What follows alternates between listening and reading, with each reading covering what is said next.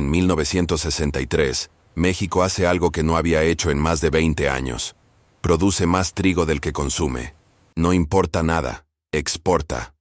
Un país que durante décadas compró trigo con dólares que no tenía, que dependió de importaciones para alimentar a su propia gente, de repente tiene excedentes. Y los vende. Ese momento no fue un accidente. Fue el resultado de 15 años de trabajo científico en los campos de Sonora. Trabajo hecho por manos mexicanas, con semillas mexicanas, en tierra mexicana. El nombre que el mundo recuerda de esa historia es Norman Borlaug, un agrónomo estadounidense que ganó el Premio Nobel de la Paz en 1970. La historia oficial dice que él salvó al mundo del hambre. A Borlaug lo llaman el padre de la Revolución Verde. Sus fotos están en los libros. Su nombre aparece en los documentales. Sus discursos se citan en universidades. Pero hay algo que esa historia oficial no menciona. Borlaug trabajó en México durante 20 años. Y no trabajó solo. Trabajó con decenas de científicos mexicanos del Instituto Nacional de Investigaciones Agrícolas. Hombres que manejaron los campos, cruzaron las semillas, registraron los datos, construyeron el conocimiento que hizo posible el milagro. Esos nombres no están en los libros de historia. No aparecen en los documentales. No ganaron el Nobel. En muchos casos, ni siquiera aparecen en los créditos de los artículos científicos que Borlaug publicó. Esta es la historia de lo que México hizo en 1962 y de lo que el mundo decidió no recordar. Esto es México invisible. Para entender lo que pasó en 1962, hay que entender lo que México era en 1940. Un país de 20 millones de personas con una agricultura que no alcanzaba para alimentarlos. El campo mexicano salía de la revolución con heridas profundas. La reforma agraria había distribuido tierra, pero tierra sin infraestructura, sin semillas mejoradas, sin sistema de irrigación, sin crédito. El rendimiento de trigo por hectárea en México en 1943 era de menos de 800 kilogramos. Para comparación, en los mismos años, los Estados Unidos producían 3 veces eso en condiciones equivalentes. México importaba trigo, importaba maíz, importaba frijol. El país que inventó el maíz compraba maíz al exterior porque su propio sistema agrícola no producía suficiente. Y el problema no era solo económico, era demográfico. La población mexicana crecía al 3% anual, una de las tasas más altas del mundo. Cada año había más bocas. Cada año la brecha entre producción y consumo se ampliaba. Los economistas de la época calculaban que México enfrentaría una crisis alimentaria masiva antes de 1960 si no se intervenía. No era alarmismo, era aritmética. En 1943, la Fundación Rockefeller y el gobierno mexicano firman un acuerdo. Van a crear un programa científico para mejorar la agricultura mexicana. Se llama la Oficina de Estudios Especiales. La Fundación Rockefeller manda a un agrónomo joven. Se llama Norman Borlaug. Tiene 29 años. Ha trabajado en Iowa. No conoce México. No habla español. Lo que sí sabe hacer es cruzar semillas de trigo con una precisión y una metodología que el sistema agrícola mexicano nunca había visto. Y tiene algo más. Entiende que la ciencia agrícola tiene que salir del laboratorio y entrar al campo.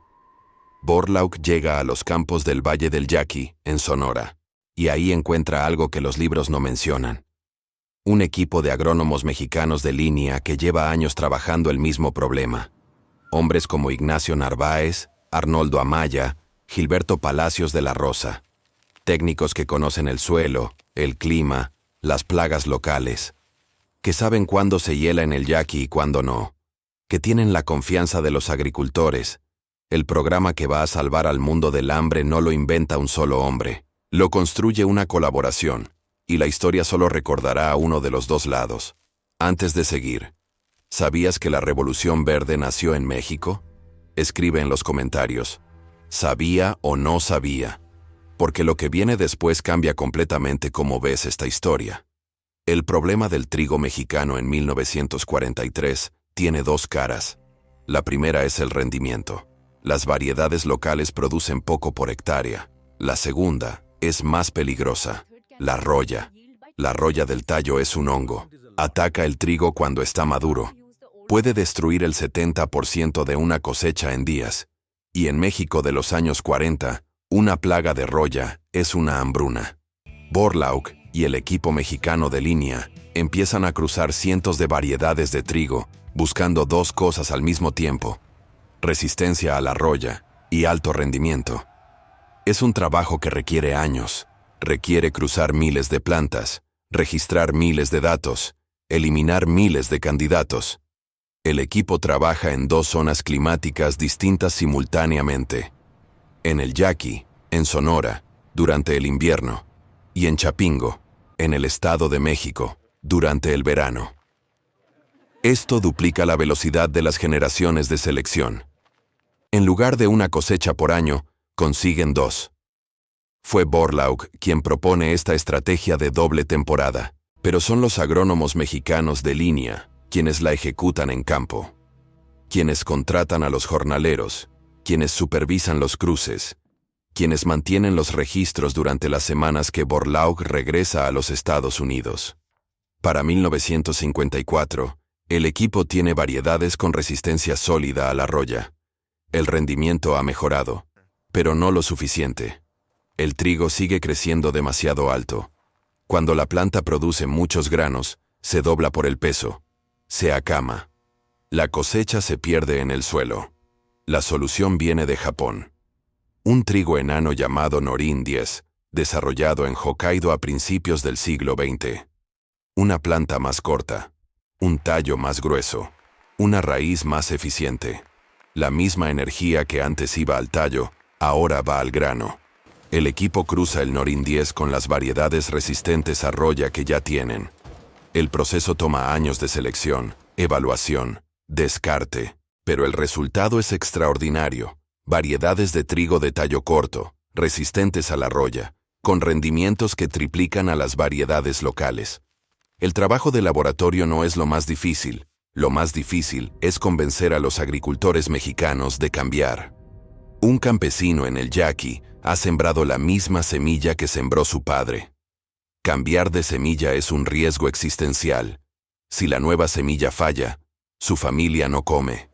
Los agrónomos de línea son los que hacen ese trabajo. Van pueblo por pueblo, hablan con los ejidatarios, explican, demuestran, convencen, no en inglés, en español, en el dialecto de la región, con el lenguaje de la confianza.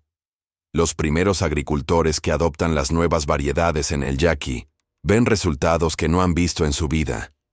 Rendimientos de 3, 4 toneladas por hectárea, donde antes obtenían menos de una.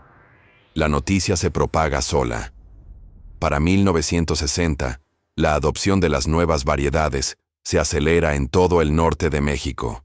Para 1962, la producción de trigo ha crecido lo suficiente como para cerrar la brecha de importación. Para 1963, México exporta. En 15 años, el equipo México Borlaug transforma al país de importador crónico de trigo a exportador. Es uno de los logros científicos agronómicos más notables del siglo XX, y a medida que la noticia del éxito mexicano se propaga, comienzan a llegar delegaciones de otros países: India, Pakistán, Turquía, Argelia, Filipinas. Todos quieren las semillas, todos quieren el modelo. Las semillas viajan. El modelo viaja. El conocimiento construido en los campos del Yaqui por mexicanos y por Borlaug viaja al sur de Asia, al Medio Oriente, al África subsahariana. En los años siguientes, salva a entre 500 millones y 1.000 millones de personas de la hambruna. En 1970, el Comité Nobel de Oslo anuncia el Premio Nobel de la Paz. El ganador es Norman E. Borlaug, por sus contribuciones a la seguridad alimentaria mundial. El Premio Nobel llega a Borlaug el 10 de diciembre de 1970. El mundo lo celebra. Las fotos muestran a un hombre solo frente a un campo de trigo. La historia que se cuenta es la historia de un genio solitario que resolvió el hambre del mundo. En esa historia, México es un escenario, el Valle del Yaqui es un telón de fondo. Los científicos mexicanos son extras sin nombre en la narrativa de un protagonista estadounidense. Ignacio Narváez no gana ningún premio internacional. Arnoldo Amaya no aparece en los documentales.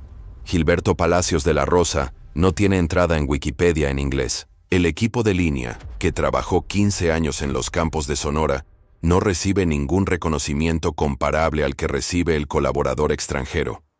Borlaug mismo, hay que decirlo, reconoció públicamente la contribución de los científicos mexicanos en múltiples ocasiones. En su discurso del Nobel, mencionó explícitamente a sus colegas de línea.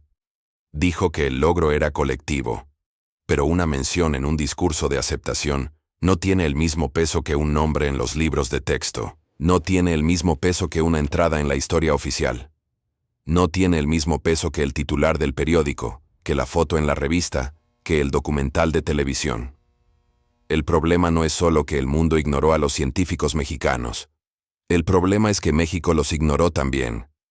El sistema educativo mexicano no enseña la Revolución Verde como un logro nacional. No hay monumento a los agrónomos de línea en el Paseo de la Reforma. Hay una razón para esto que los historiadores de la ciencia llaman el efecto Mateo.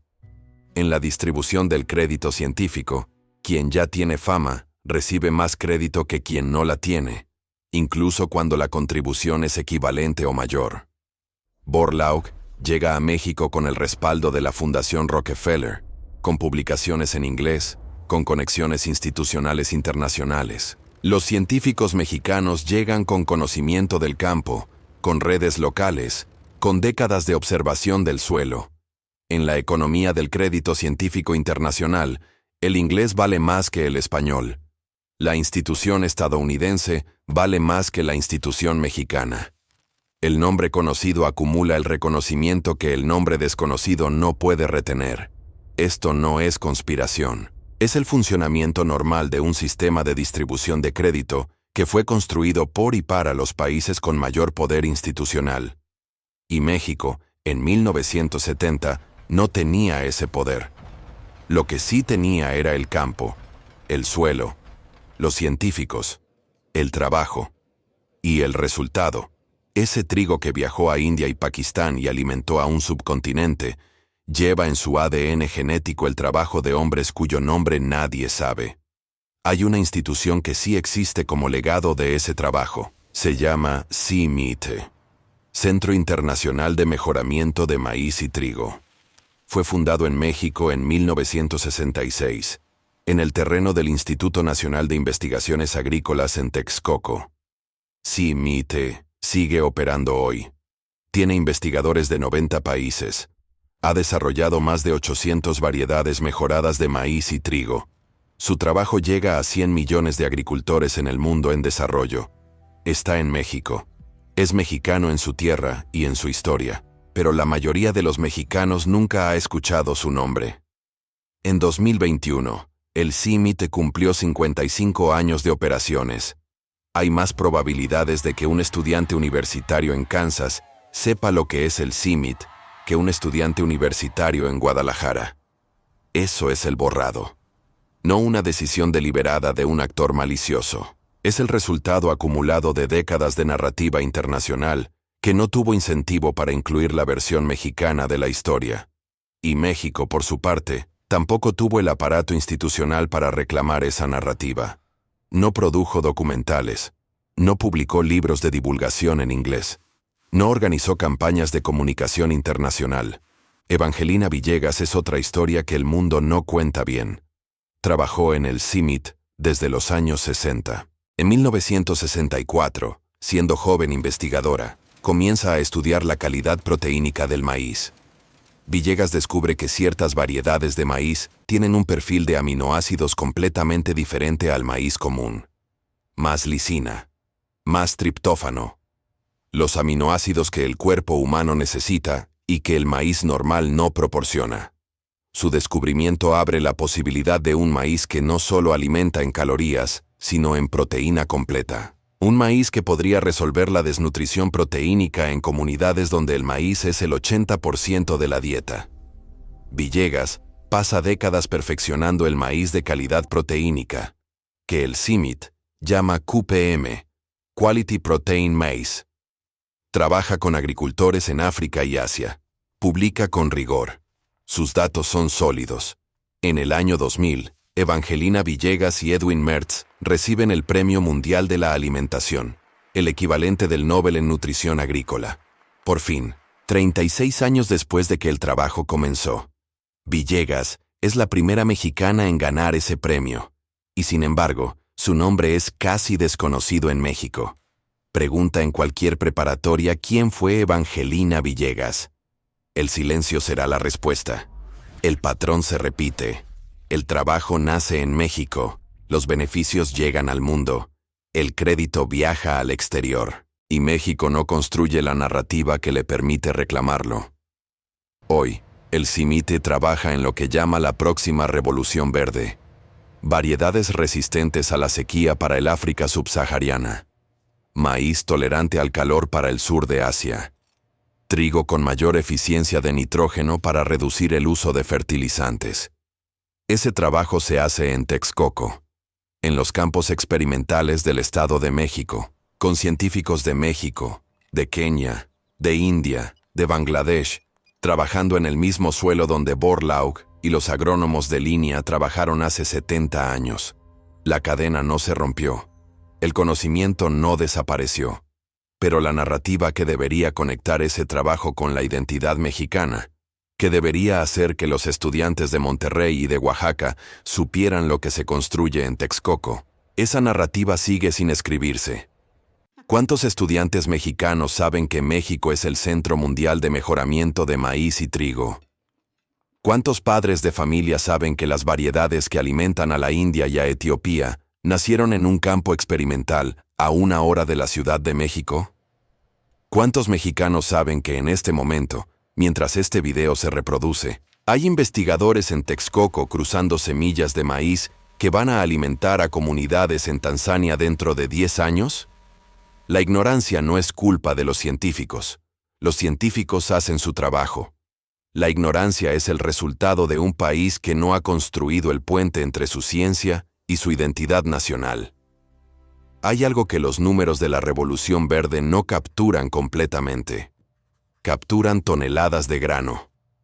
Capturan hectáreas sembradas. Capturan vidas salvadas, aunque ese cálculo es siempre una aproximación. Lo que no capturan es el nombre del agrónomo que convenció a un ejidatario del Yaqui de cambiar su semilla en 1958. No capturan el nombre del técnico que registró los datos de resistencia a roya en un cuaderno en Chapingo. No capturan el nombre de la investigadora que pasó 30 años mejorando el perfil de aminoácidos de una planta. Esos nombres existen. Están en los archivos de línea, en los registros del CIMIT, en las tesis doctorales de universidades mexicanas que nadie digitalizó, en los cuadernos de campo de laboratorios que fueron reorganizados y cuyos papeles fueron a la basura.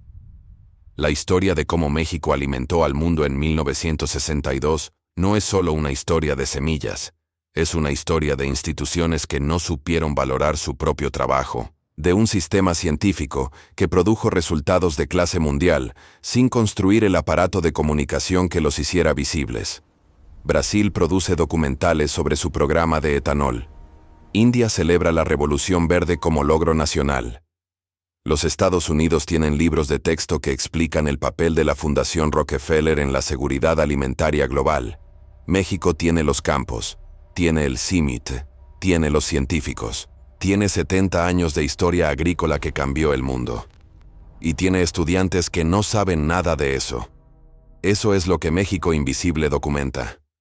No el fracaso de la ciencia mexicana, sino la distancia entre lo que México construye y lo que México cuenta sobre sí mismo. La próxima vez que veas una tortilla, recuerda que detrás de esa planta hay décadas de trabajo científico hecho en México. Que hay un instituto en Texcoco, donde ese trabajo continúa. Que hay nombres que deberían estar en los libros y no están. Y la próxima vez que alguien te diga que México no tiene nada que enseñarle al mundo en ciencia, mándale este video. Sin comentarios. Solo el video. El científico que fue borrado de la historia no lo fue porque su trabajo fue inferior. Fue borrado porque nadie construyó el relato que lo preservara. Ese relato existe ahora. Está en este video. Está en los archivos del CIMIT. Está en el trabajo que sigue pasando en Texcoco mientras este video termina. Este canal existe para una cosa: recuperar las historias que los libros de historia decidieron no contar. Ingeniería, ciencia, decisiones que cambiaron el mundo, hechas por personas y países que casi nadie recuerda. Si eso te importa, el botón de suscribir está abajo, porque la próxima historia es igual de importante e igual de ignorada. El siguiente capítulo ya está listo.